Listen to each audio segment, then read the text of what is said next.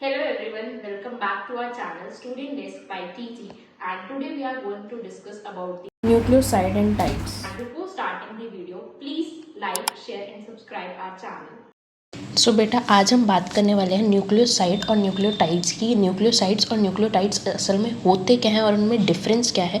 तो बेटा अगर हम बात करें न्यूक्लियोसाइड्स की, अगर आपका खाली नाइट्रोजनस बेस प्लस में पेंटोज शुगर जुड़ी है, अब ये पेंटोज शुगर जो है बेटा ये राइबोज और डीऑक्सीराइबोज दोनों हो सकती है, डिपेंड करता है आप आरएनए की बात कर रहे हो या फिर डीएनए की बात कर रहे हो।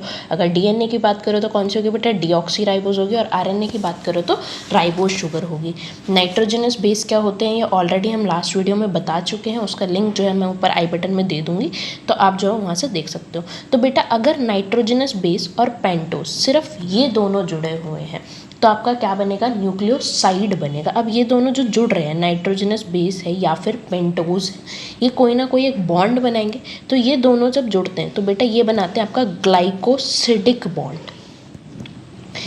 ग्लाइकोसिडिक बॉन्ड बनाते हैं, ग्लाइकोसिडिक है तो यानी कि CN+C किस तरीके का बॉन्ड होता है, यानी कि कार्बन, नाइट्रोजन और कार्बन इनके बीच में जो है वो बॉन्ड होता है, इसलिए इसको बोला जाता है ग्लाइकोसिडिक बॉन्ड। तो बेटा हम बात कर रहे थे ग्लाइकोसिडिक बॉन्ड की। ग्लाइकोसिडिक क्यों बोला गया, क्योंकि दो शुगर और नाइट्रोजन बेस के बीच में बॉन्ड है, और शुगर जहाँ रहता है ऑब्वियस सी बात है ग्लाइको तो आएगा। तो बेटा जब ये जुड़ते हैं तो कार्बन, नाइट्रोजन और कार्बन इनके बीच में जो है वो बॉन्ड बनता है। जब भी एक नाइट्रोजनस बेस और शुगर जो है वो जुड़ेगी तो क्या बॉन्ड बनेगा बेटा, आपका CN+ बॉन्ड बनेगा। और जब भी नाइट्रोजनस बेस शुगर से जुड़ती है तो हमेशा बेटा कार्बन 1 से अटैक करती है, यानी कि वो कार्बन 1 को जो है वो अटैक करेगी। ये आपको पता होना चाहिए कहाँ पे अटैक करेगी। तो हमेशा नाइट्रोजनस बेस और पेंटोज शुगर जब कॉम्बाइन करेंगे तो वो कार्बन 1 पे अटैक करेंगे। किसके कार्बन 1 पे बेटा, पेंटोज शुगर का कार्बन 1 होगा, जिस पे आके आपकी जो है वो नाइट्रोजनस बेस जुड़ती है। अब आप सभी को पता है कि नाइट्रोजनस बेस जो है हमारे वो दो टाइप के होते हैं, एक होते हैं हमारे प्यूरिन, दूसरा होता है हमारा पिरामिडिन। तो बेटा जो सबसे लास्ट नाइट्रोजन होगा, चाहे वो प्यूरिन का हो या पिरामिडिन का, जो सबसे लास्ट नाइट्रोजन होगा यानी कि जिसकी नंबरिंग सबसे ज़्यादा होगी।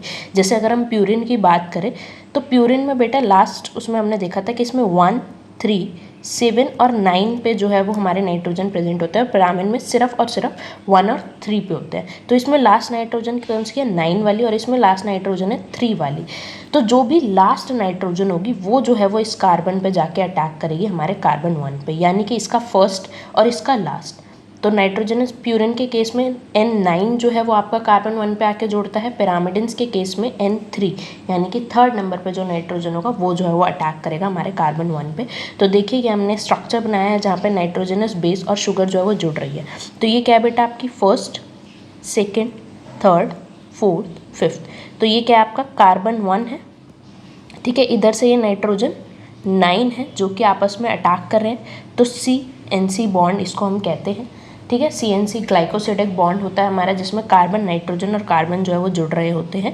अच्छा, तो ये क्या है बेटा, जो हम ये स्ट्रक्चर देख रहे हैं, ये आप देख के बता सकते हैं कि ये DNA है या RNA। कमेंट बॉक्स में लिखिएगा कि ये DNA है या फिर RNA, और क्या अगर है DNA है तो क्यों है, और RNA है तो क्यों है, ठीक है। चलिए आप कमेंट बॉक्स में बता दीजिएगा। अभी मैं इसका आंसर बता देती हूँ। तो बेटा ये क्या है, हमारा DNA के लिए जो है वो शुगर है, क्योंकि इसमें क्या है, सेकेंड कार्बन पे OH प्रेजेंट नहीं है। तो ये कैसी शुगर है बेटा, डीऑक्सीराइबोज शुगर है। तो यानी कि ये कहीं ना कहीं DNA का स्ट्रक्चर जो है वो रिप्रेजेंट कर रहा है, ठीक है। ये तो हो गए हमारे बेटा न्यूक्लियोसाइड्स। अब इनकी नेमिंग क्या होगी, ऑब्वियस सी बात है, दो अलग अलग हैं न्यूक्लियोसाइड और न्यूक्लियोटाइड, तो इनकी नेमिंग भी अलग अलग होगी। तो बेटा जहाँ पे भी आपके सिर्फ न्यूक्लियोसाइड है यानी कि सिर्फ नाइट्रोजनस बेस और शुगर है, वहाँ पे आपकी जो नाइट्रोजनस बेस है उनके नेम क्या हो जाएंगे। जैसे एडेनिन था वो हो जाएगा बेटा आपका एडोनोसिन, ठीक है। ग्वानिन सिमिलरली क्या हो जाएगा, ग्वानोसिन, यानी कि लास्ट में क्या लग जाएगा आपका SINE लग जाएगा। जिस भी नाइट्रोजनस बेस में अगर आपको INE लिखा हुआ दिख रहा है तो डैट मीन्स वो क्या है बेटा, आपका न्यूक्लियोसाइड है, ठीक है। वो क्या हो जाएगा, न्यूक्लियोसाइड हो जाएगा अगर राइबोज शुगर है तो। अगर सिमिलरली आपकी डीऑक्सीराइबोज है तो deoxy adenosine, deoxy guanosine, deoxy thymidine, ठीक है। ये तो गई राइबोज शुगर के केस में। अगर डीऑक्सीराइबोज शुगर है तो नाम हो जाएगा डीऑक्सी एडोनिसिन। बट आप आइडेंटिफाई कैसे करोगे कि ये न्यूक्लियोसाइड है, लास्ट में देखना आपको आए, ठीक है। अगर लास्ट में आइन लगा है तो डैट मीन्स ये क्या है, आपका न्यूक्लियोसाइड है। अब न्यूक्लियोटाइड में क्या डिफरेंस हो जाता है बेटा कि न्यूक्लियोटाइड कैसे करता है, तो न्यूक्लियोटाइड में कुछ नहीं है, आपका नाइट्रोजनस बेस के साथ बस यहाँ पे फॉस्फेट लग जाती है। क्या होता है बेटा, न्यूक्लियोटाइड के केस में क्या होता है कि आपका फॉस्फेट ग्रुप जो है वो लग जाता है। आइए एक बार देखते हैं थोड़ा ढंग से। तो बेटा अगर बात की जाए न्यूक्लियोटाइड्स की, यहाँ पे अब अभी तक न्यूक्लियोसाइड्स में क्या था, नाइट्रोजनस बेस प्लस शुगर। अब इनके साथ लग जाएगी फॉस्फेट ग्रुप। जैसे ही आपका फॉस्फेट ग्रुप और लग गया शुगर पे आके, तो वो क्या हो जाएगा बेटा, आपका न्यूक्लियोटाइड हो जाएगा।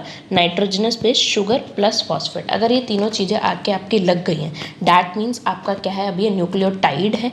और बेटा डीएनए या आरएनए को बनाने के लिए आपका फॉस्फेट ग्रुप जो है वो ज़रूरी है, बिना फॉस्फेट ग्रुप के, यानी कि न्यूक्लियोटाइड्स ही जो है वो आपका डीएनए और आरएनए बना सकते हैं, न्यूक्लियोसाइड नहीं बना सकते आपका डीएनए और आरएनए, ठीक है ना। तो अब नाइट्रोजनस बेस और शुगर, नाइट्रोजनस बेस किससे कर रहा था अपना, या तो N9 से या फिर N3 से। शुगर किससे कर रही थी बेटा, C1 पोजीशन पे जो है वो अटैक कर रहा था शुगर के। अब फॉस्फेट ग्रुप कहाँ से ज्वाइन करेगा बेटा, तो फॉस्फेट ग्रुप जो है या तो आपका C5 या फिर C3, ठीक है। जो आपकी पेंटोज शुगर है या तो उसकी C3 कार्बन पे अटैक करेगा या फिर C5 कार्बन पे अटैक करेगा। तब करते क्या है असल में, देखिए बेटा, देखो ये क्या है, आपका न्यूक्लियोटाइड है, क्योंकि इसमें क्या है, ये आपका एक नाइट्रोजनस बेस आके जुड़ गया, ये आपकी शुगर है, ठीक है, और ये क्या है, आपका फॉस्फेट ग्रुप है। तो यानी कि ये क्या है, आपका कंप्लीट न्यूक्लियोटाइड है। अब देखो ये क्या था, हमारा first carbon, second, third, fourth, fifth, ठीक है, ये आपका फिफ्थ कार्बन था। तो फिफ्थ कार्बन पे आपका क्या हुआ, फॉस्फेट आके जुड़ गया, अगर एक न्यूक्लियोटाइड है। अब वहीं साइमल्टेनियसली डीएनए क्या है, एक बहुत सारे न्यूक्लियोटाइड्स का स्ट्रक्चर है।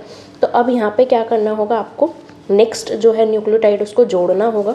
तो बेटा जो नेक्स्ट न्यूक्लियोटाइड जुड़ेगा, अभी मैंने आपको क्या बोला कि फॉस्फेट ग्रुप या तो C5 ग्रुप पोजीशन पे लगता है या फिर C3 पे अटैक करता है।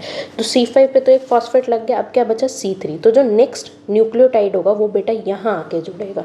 जो नेक्स्ट न्यूक्लियोटाइड होगा उसका जो फॉस्फेट ग्रुप होगा वो आपका यहाँ आके जो है वो अटैक करेगा और नेक्स्ट न्यूक्लियोटाइड को जो है वो जोड़ने में हेल्प करेगा, जिसकी वजह से आपका जो है वो डीएनए बनता है, ठीक है। तो इस तरीके से जो है वो आपका चलता है कि जो नेक्स्ट न्यूक्लियोटाइड है वो यहाँ आके ऐसे जोड़ेगा। तो हमेशा C3 और C5 एक अगर सिंगल न्यूक्लियोटाइड की बात करें तो उसमें C5 पे फॉस्फेट ग्रुप होगा, वहीं पॉली न्यूक्लियोटाइड्स यानी कि काफ़ी सारे न्यूक्लियोटाइड्स एक साथ जुड़ रहे हैं तो C5 पे भी फॉस्फेट ग्रुप होगा, C3 पे भी फॉस्फेट ग्रुप होगा। पर जो C3 वाला फॉस्फेट ग्रुप है वो क्या कर रहा होगा, हमारे नेक्स्ट न्यूक्लियोटाइड से हमारी अटैचमेंट में हेल्प कर रहा होगा, ठीक है। ये नेक्स्ट न्यूक्लियोटाइड को जो है वो जोड़ रहा है।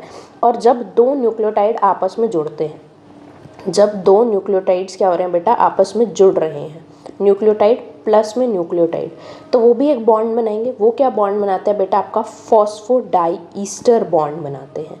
क्या बनाते हैं, फॉस्फोडाइईस्टर बॉन्ड। अब ये फॉस्फोडाइईस्टर बॉन्ड है क्योंकि यहाँ पे क्या है, फॉस्फेट इन्वॉल्व है, तो इसलिए क्या बोला हमने, फॉस्फो।